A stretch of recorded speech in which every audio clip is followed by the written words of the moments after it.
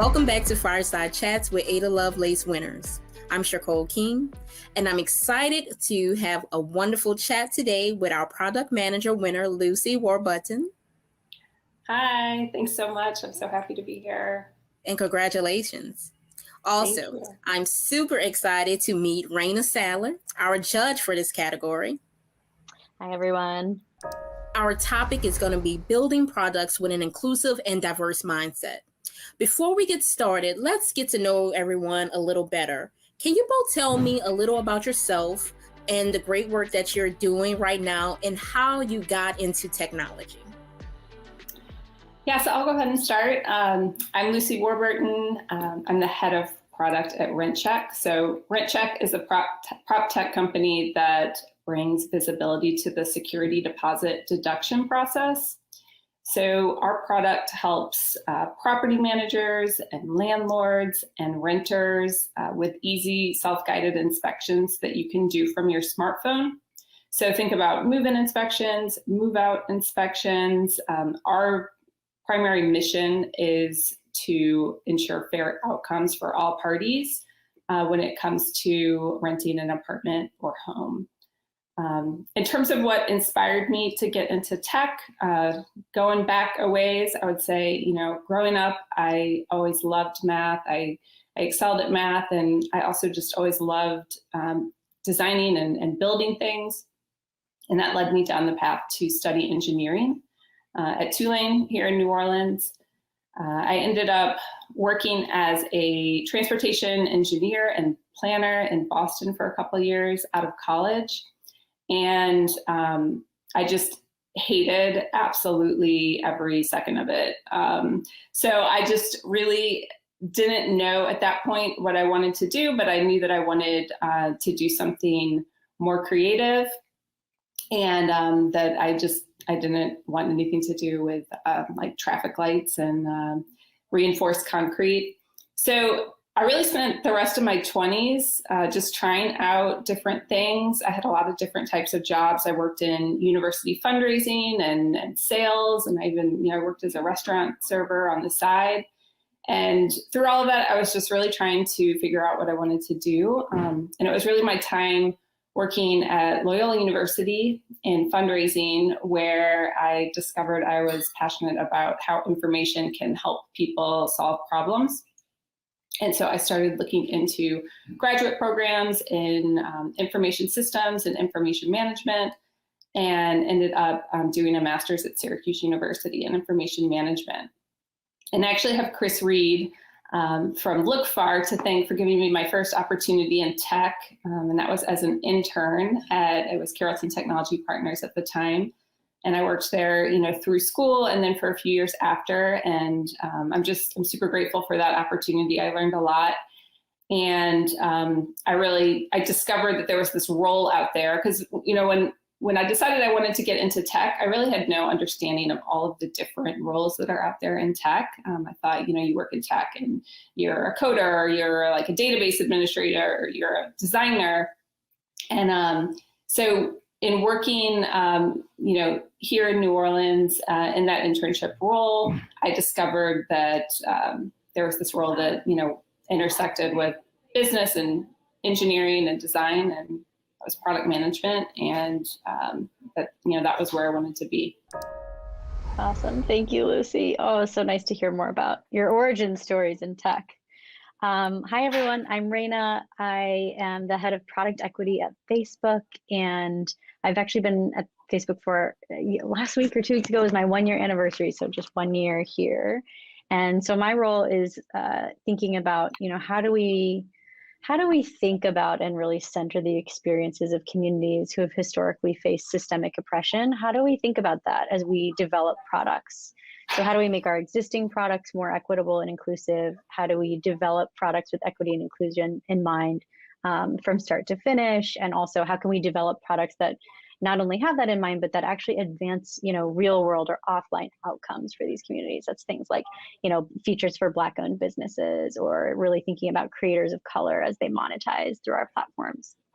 So I've been here for a year, and before this, I love that you said, Lucy, just not having a ton of exposure to what are the different tech roles. Like I grew up in the Midwest and there wasn't a whole tech scene around, and I didn't have, big or clear ambitions for myself. I've sort of just kind of gravitated to things as they popped up over the years. And I had a friend who was an engineer, and after college, he studied engineering. He went into tech. It wasn't on my radar. And he said, you should I was not sure what I wanted to do. And he said, you should come be a community manager at our company. And so applied for a community management job. And I'm so grateful that that was my first job in tech, because it just gave me a really great grounding in thinking about the user and user experiences. Like I answered, hundreds of support emails and looked through it was a commenting site. So tons of user comments, and really understand, okay, what are the pain points and the struggles of our users? Because that's who I was hearing from every day, and working with our engineering team to think about what are some different features that we can build, like admin tools we can build to help kind of create some, meet some shared needs there. So I spent a long time in community management and worked really well with our engineers and different cross-functional partners at the company. And so kind of lucked into product management. They wanted to launch a new product focusing on politics and political discourse. And so they asked me if I wanted to become the product manager. And so I didn't know what product management was, but I said, sounds interesting. Why not? I like working with engineers. I like thinking about users. So I was at that company for 6 years, and then moved to the Sheryl Sandberg, Dave Goldberg Family Foundation, which is best known for Lean In as an organization, which is an org that thinks about workplace solutions for women. And, it was one of the early women of color on the team. My background is I'm mixed, I'm Black and Filipino. And so just had a lot of questions of my own around how are we thinking about making our team more diverse? How are we thinking about being more inclusive as we develop our own programs? And we were looking at a lot of data on women, and we just had this treasure trove of data, the largest data set actually on the experiences of women of color in the United States. And so pushed us to think about how can we develop like a report that specifically focuses on the state of Black women in corporate America and the different unique experiences that Black women and Latinas are having in the workplace, and how can we design workplace solutions specifically with them in mind. So did that for 6 years, and then ended up here at Facebook. So it's been kind of a varied journey, but that's how I ended up here. Thank you, guys. So I think the underlying core belief that all of us in our work have been focusing on is building equitable environments, environments that are people-centric, to develop products, to work with products, manage products. And I think that's very important for everyone to start thinking about and trying to learn how to adopt these types of measures. So my question to both of you is, what does it mean to adopt an inclusive and equitable mindset when designing and building products? And why is this so important for us, for other people, for everyone to start thinking about more and looking into how they can begin those processes? Yeah, so I think, when you're designing and building a product, every decision that you make has the potential to include or exclude certain people. We hear a lot about the importance of inclusion and equity when it comes to hiring in tech, and the positive impact that diversity of thought has on teams. So for example, if you have a white male founder and he hires people that are like him, and then they in turn hire people that are like them, you can end up unintentionally creating an environment that excludes minorities, that excludes women, and actually creating a culture that is toxic for those individuals. And the same kind of thing can happen in the early days of product development. So if you are only talking to your early adopters and they are like you, I think there's always an inclination to want to design for yourself because that's what you know, or for people that you know, people that are like you. And in doing that, you can end up inadvertently, tailoring a product for their needs and end up excluding a much broader audience. So, that can have a huge influence on the direction of a product. So I would say that, with all that in mind, applying an inclusive and equitable mindset when building products, it's about applying an inclusive lens throughout all stages of the development process, with the goal of creating better products that are going to reach a broader audience, creating a better experience that is going to impact the greatest number of people. Yeah, I really agree. I feel like you really nailed the framing on all of that, Lucy. And I think that's thinking about inclusion throughout the entire product development cycle from the very, very beginning it's so important. And I think it's not quite where the industry is yet, but it's definitely where we need to go. And I think right now, I think this is just industry wide, product development. I think people are used to building for averages, or, as Lucy also mentioned, whoever is kind of like them and at top of mind for the people in the team who's already building the product. And I think what often happens is that communities who are often marginalized, or who aren't necessarily represented in the room or in like the mental models of the people who are designing the products, they just are overlooked and they're overthought, or they're sometimes often thought of as like an edge case, And I was in a meeting with a woman on my team the other day who really eloquently put, she was like, the first time I heard that, as a Black woman hearing that and me realizing I'm an edge case. Everyone in my community and my family, we're all edge cases. And I think, product inclusion is about remembering that there are no edge cases. Each person on the other is on the receiving side of your product. And I think it's our responsibility to think about, who are we designing for and who aren't we designing for? And how can we bring more perspectives in the room? And I think that's a lot of what I consider product inclusion. And I think there's been some really great work done by some thought leaders at Google and some other people in the industry around how do we design products with equity and inclusion in mind. And then I think some of the next phase of this work is to think about what I consider product equity, which is, there's design, which to me is the equivalent of like intent. Like this is what here's who we're gonna center as we design, here's who we're gonna study, here's who we think we're building for, and then there's, okay, well, did we accomplish it? And so I think product equity and thinking about equitable products is understanding, okay, we meant to do this with our product, and then actually measuring and understanding, did we do it? What is the actual impact that our products are having in these communities? Are they accessible? Are we getting the same levels of engagement?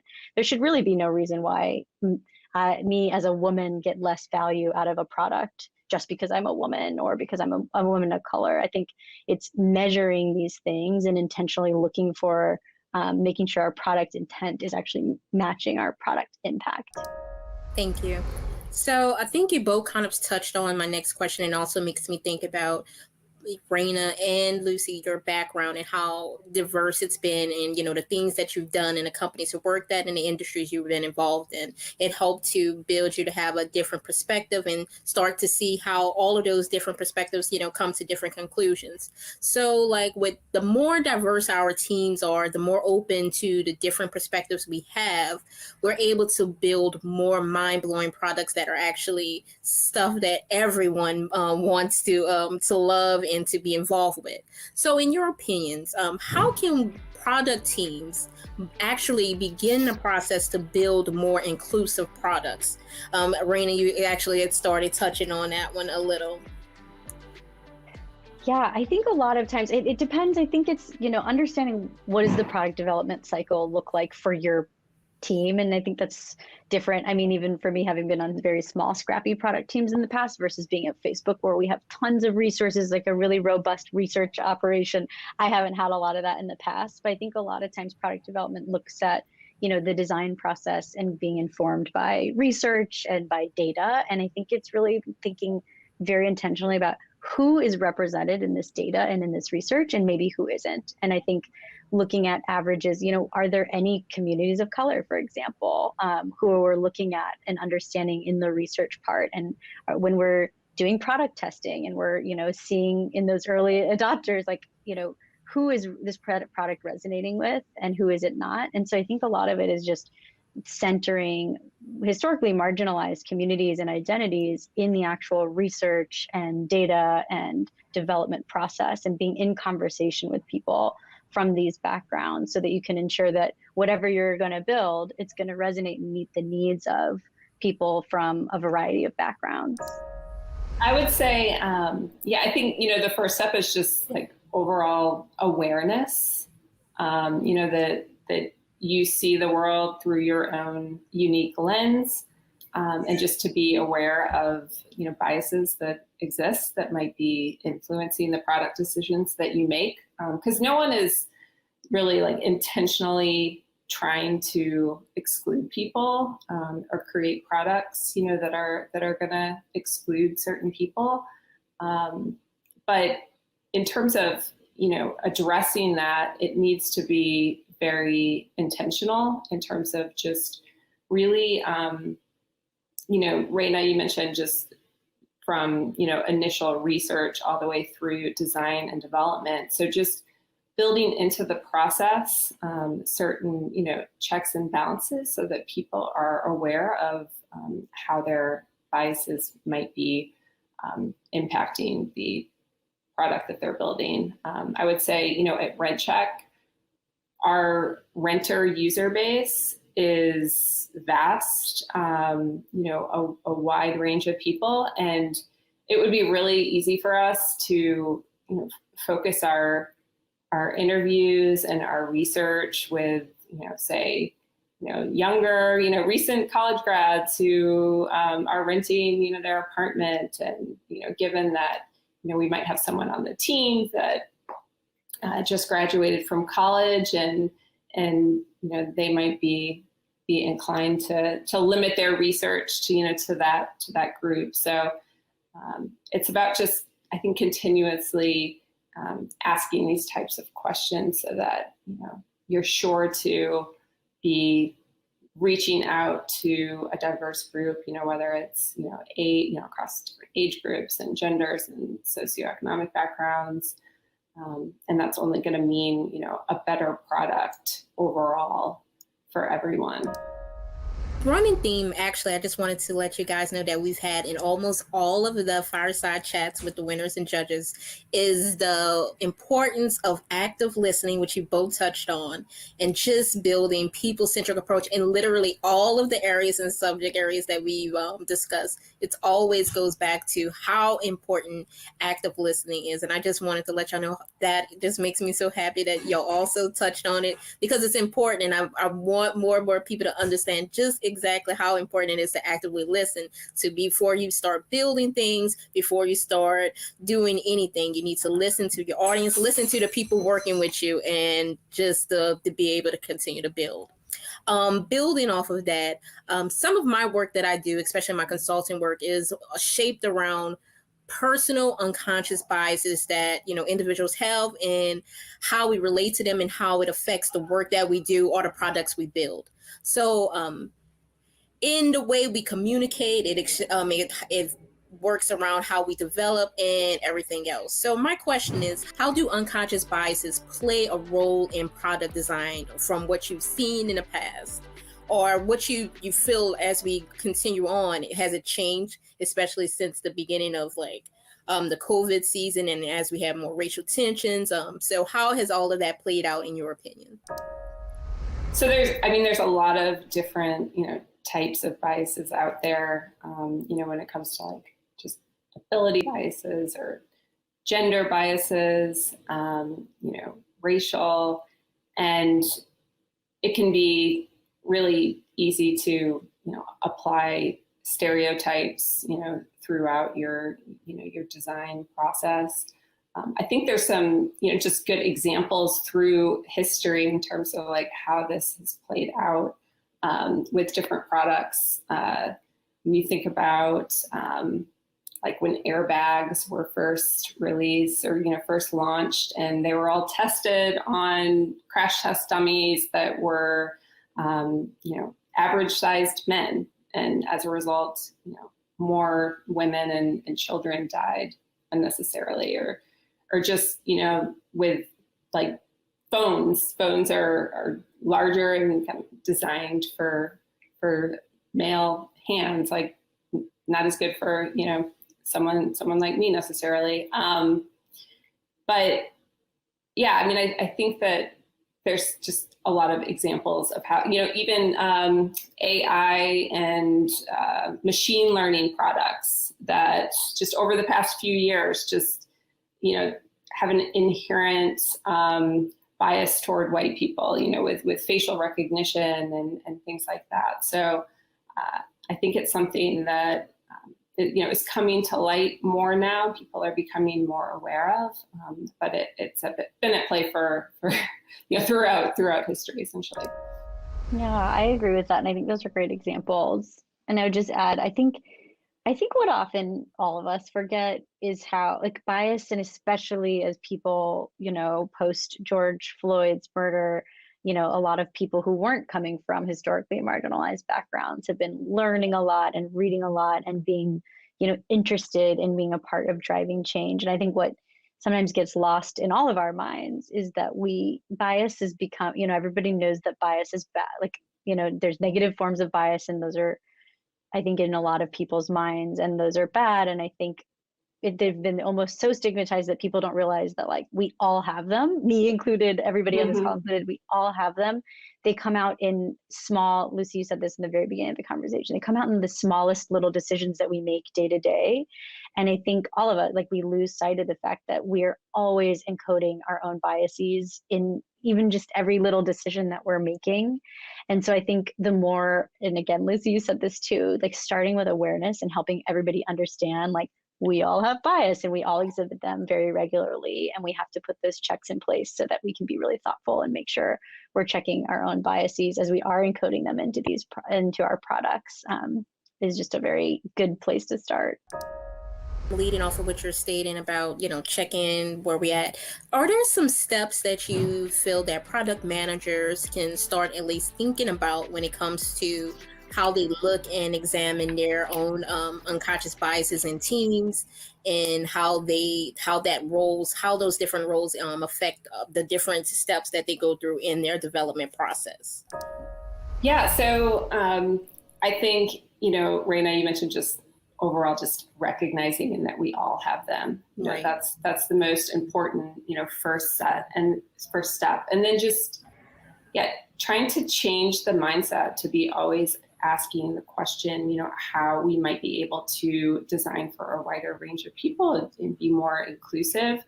I think from, initial research, when you're building a product, you're doing initial interviews and research, and there's so many tools out there that you can use these days to help ensure that you are reaching out to, as diverse a group of people as you want. And through the entire process, I think that just having checks in place to always be evaluating what you're doing. I think as a product manager, it can be easy to just fall into habits where you're just not talking to customers and users as often as you should be. And this is really taking a step further to ensure that you're not only doing that, but that you are talking to, as wide a range of people as you can, because it's going to, make you think about things that you hadn't necessarily thought of before in terms of the ways that people are using your product,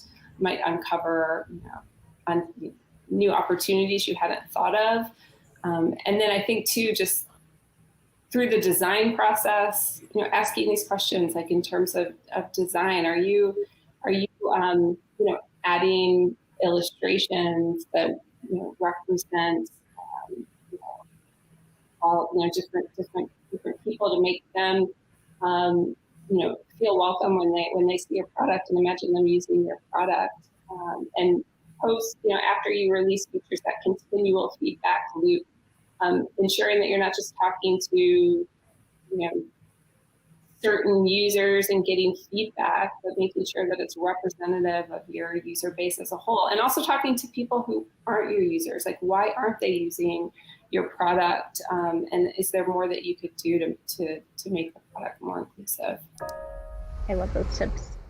And I would just add two more. One is just really understanding the biases you bring to the table as the product manager and the leader of the product, and the biases that your collective team is bringing, the biases and identities that your team is bringing to the table. So like one is just inventorying who's on your team and who's not on your team. And then if you have really large gaps, for example, if there are no women on your team or no people of color on your team, like those are gaps that you need to make an actual plan to close, because there's a lot of great data that shows that diverse teams like outperform teams that lack diversity. And it's just an important way to bring more voices into the room. But I think, doing an exercise with your team where you're doing some identity mapping and understanding, okay, who are we? Who am I? And then who are we as a group? And what are the perspectives that we're collectively bringing into the room every time we design? And what are the perspectives that we don't have represented in the room as we collectively design? So I think that's a really important step. One, getting the teams used to talking about and naming some of these things, and also getting used to understanding whose identity is not represented, that you might have to be more intentional about including. I'll give you an example from my team at Facebook. We have a very amazing, very diverse team. The majority of the people on our team are from underrepresented backgrounds, but we're also a very westernized team. And so, we've done a lot of these exercises and realized that, we're going to bring a lot of lived experience from a lot of different marginalized backgrounds. They also are coming from a very Western background, and we have very global product set. And so we need to be thinking about who, although everything is very true for us and we have a very shared perspective on a lot of things, like who might not share that perspective. We really value individualism and a few other things that are very common for Western values, but that's not true of the global population. And we need to be mindful of that when we're building products and making decisions that might draw on that value. So that's thing one, is just understand who's there, who's represented, who's not, and who might you need to be more intentional about bringing into the room. And then thing two is, I think, just very pragmatic, but mapping out what is your actual product development cycle. And I think I would almost structure it as a two-part of that exercise. Like one, map out with your team who's here and who isn't. And then two, okay, how do we operate? How do we build products? Because as Lucy said earlier, there's always a choice to include or not include. And so what are those steps, and where are there places where we can layer in intentional checkpoints to kind of make sure we're being thoughtful of those identities that aren't represented at each point in the actual product design process. Thank you. I love that. Yeah, that was really good. Yeah. Another question I have for you guys is kind of leading up to what you guys were talking about, especially when working within a team and building a team. I did research on both of you, and both of you have notable leadership skills and styles that are very much so admired by many. And my question is pretty much around, for you guys, how do you go about building a safe, inclusive environment that allows people of color or other marginalized groups, women, and everyone to feel comfortable in the space to be able to give their ideas, to make sure that the power dynamics are in a place where everyone feels comfortable to actually be involved in making the big decisions and sharing where something's wrong or where something just doesn't feel right, being able to feel comfortable doing that. I think that, you mentioned a lot of things that are just so important. It's so important to create an environment where everyone has a voice, and where everyone is, comfortable expressing their ideas and their viewpoints, and just making sure that that is happening. When you meet as a group, I think listening is just so important. And yeah, I think that as a leader, it's so important to foster an environment where people are not afraid to take risks. They're not afraid to fail, and ensuring that everyone on the team feels comfortable and safe in that regard. Yeah, I think that's really important. And I also think Lucy's being very modest, because one of the things that came across so clearly in all of her nominations and input is what a servant leader and what an inclusive and strong leader you are. And so I really loved reading that about you, Lucy. On tips, I think one of the best things you can do is ask people and anonymously and safely. One thing that the data showed working at Lean In is that, it's a really isolating experience. And I think just being a woman in tech is really hard. And just being a woman in the workplace is really hard. The workplace wasn't designed or built with us in mind. And so I think you can't make the assumption that everyone feels safe and inclusive. And the best way is to create regular checkpoints to allow people to have voice. So one thing I do with the teams that I join is to set up a monthly barometer and one of the questions is asking about, do you feel safe and included on this team? And I think having some sort of accountability system where there are people who are responsible for reviewing that anonymously and driving, empowered decision makers who can drive solutions and suggestions based on those numbers is I think very important. And so I think I'm a big believer in just asking people, but anonymously and safely, and just making sure that you're taking active steps to, even if it's one person, if it's 1 out of 10, that's still, that's not an edge case. That's a person who doesn't feel safe and included. And that, you need to work then with the management team to make sure they're checking in with people and asking them about their experience and hearing different ideas on how we could create even more inclusion and more safety. Thank you. So my last question to you both is, what is some advice that you would give to women looking to enter technology? Think about what you're passionate about, what you want to do, what you enjoy doing, and just know that there is most likely a role for that at a tech company. But then at the same time, I think if you find a company that you're really excited about, and they're really excited about what they're doing and the team, and they're growing fast, to not get too hung up on the role itself or the title, and just take the opportunity to join and be a part of it, because especially early stage startups, and as they're growing and scaling, things move, things change so fast, move so fast, things change quickly, roles are always opening up, and that's one thing I've seen so much throughout my time working in tech, is just people moving from one role to another, in an entirely different department at the company based on their interests. And hard work is highly rewarded. If you're a hard worker and a high performer, leadership is going to take note, and in my experience, do what they can to support you, to get you to where you want to be. And so I think that would be my advice in terms of getting into tech, and just to go for it. My advice is take Lucy's advice. That was excellent. And a lot of the stuff I wanted to say, I think you nailed that. I would just add, I think, it's really hard. It's super hard. And so if you're a woman who's looking to get into tech, like like Lucy said, get your foot in the door and the rest will take care of itself. But 2, don't give up. Like, we need you. We need more women in tech. We are nowhere close to parity, and we just need more women in the field. And I think on that,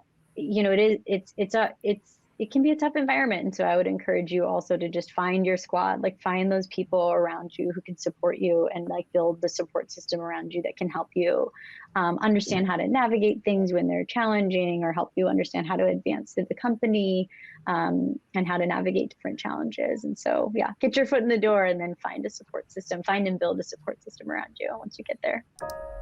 I was just going to say, just be confident, because, everyone really is just trying to figure it out when it comes down to it. That's perfect. No one knows what they're doing. So right, exactly. No one knows what they're doing. Yeah.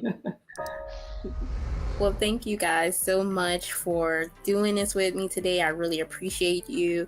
And I'm so glad that you guys wanted to tackle the subject of helping people understand a little bit more about building equitable systems to develop products, and maybe have inspired so many people to start thinking about outside the box and how they can start doing this important work.